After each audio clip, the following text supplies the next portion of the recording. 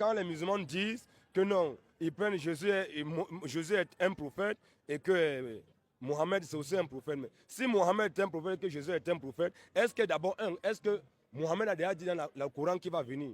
Jamais. Ce n'est jamais dit dans le Coran que Mohamed va revenir. La seule personne qui dit qu'il va revenir, on va lire ça rapidement.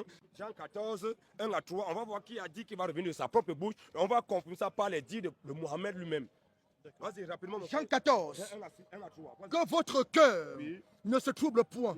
Croyez en Dieu et croyez en moi. Il y a plusieurs demeures dans la maison de mon Père. Si cela n'était pas, je vous l'aurais dit. Je vais vous préparer une place. Et lorsque je m'en serai allé et que je vous aurai préparé une place, je reviendrai et je vous prendrai avec moi. Je reviendrai. Qui va revenir? Jésus. C'est Jésus qui a dit il va revenir. On n'a pas dit c'est le seul qui dit qu'il va revenir. C'est même le Coran, Mohamed lui-même, il confesse. Maintenant, si Mohamed est un prophète, est-ce qu'un prophète peut détenir l'âme de quelqu'un? Encore quand on parle Ézéchiel 18, la Bible dit que toutes les âmes, Dieu dit que toutes les âmes sont à moi, l'âme du Père comme l'âme du Fils. Donc toutes les âmes appartiennent à Dieu. Maintenant, quand on vient maintenant ici, là, on entend le frère va préparer ça. Quand on vient, on va écouter ce que Mohamed lui-même l'a dit.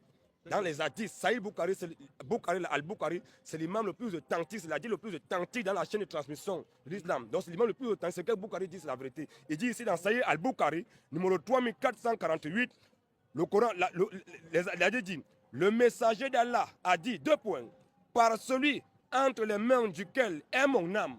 Donc Mohamed répond, il sait que non, son âme est entre les mains de Jésus. Or, Ézéchiel 18, 4 nous dit quoi? 18, verset 4. Voici. Oui. Toutes les âmes sont à moi. Oui. L'âme du Fils comme l'âme du Père. L'une et l'autre sont à moi. Donc, toutes les âmes appartiennent à Dieu. Mais leur prophète, si Jésus était un prophète, comment il peut détenir l'âme d'un prophète? Oh, Mohamed c'est un prophète. Donc il peut détenir l'âme d'un prophète que non. Le prophète, parce que Jésus n'est pas un prophète, mais il est le prophète. Comme il est le prophète, c'est Dieu qui est le prophète. C'est pour ça qu'il envoie les prophètes. Ça veut dire, par celui entre les mains de qui? Par celui entre les mains duquel est mon âme, sûrement Jésus, il dit sûr. Donc il sait que son âme est entre les mains de Jésus. Maintenant, si Jésus là, il est un prophète là, comment il détient l'âme de leur prophète? Ça veut dire que Jésus il est Dieu. Il est convaincu qu'il est Dieu, c'est parce qu'il détient l'âme. C'est pour ça que c'est lui qui doit revenir. Soit il dit, descendra parmi vous, bientôt parmi vous, et jugera. Donc c'est lui qui va revenir. Parce qu'il est Dieu, c'est lui qui va revenir. Tout le verra, et tout le verra, même ceux qui l'ont percé.